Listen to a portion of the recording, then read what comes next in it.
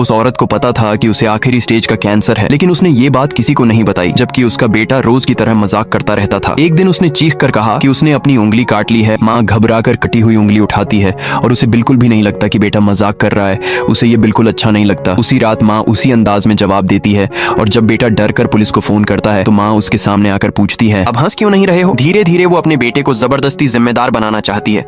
उसे बाथरूम में बंद करके सफाई करवाती है, फोन छीन लेती है और सिखाना चाहती है कि जिंदगी मजाक नहीं है। उसके पास वक्त कम था, इसलिए वो बेटे के साथ ज्यादा से ज्यादा पल बिताना चाहती थी।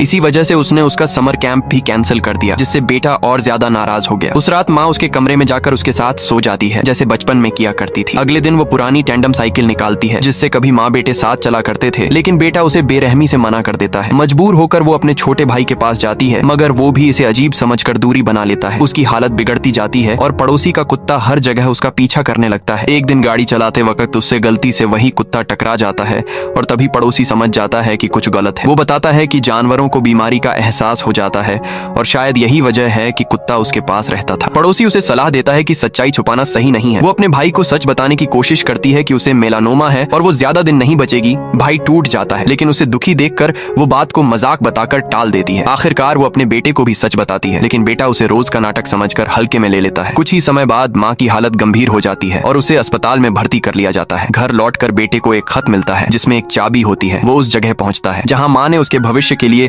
ढेर सारे तोहफे और यहाँ तक कि एक स्पोर्ट्स कार भी रख छोड़ी थी। एक ऐसी माँ जिसने पूरी जिंदगी अपने लिए कुछ नहीं लिया। उसने अपने बेटे के आने वाले हर जन्मदिन का इंतजाम पहले ही कर रखा था। वो सामने नहीं थी, लेकिन उसकी खामोश मोहब्बत हर चीज में बोल रही थी। अगर आपकी माँ जिंदा है और आपसे प्यार करती है तो उसे कभी हल्के में मत लेना। दोस्तों, क्या तुम अपनी माँ से दिल से प्यार करते हो? अगर हाँ तो प्लीज कमेंट में जरूर बताना।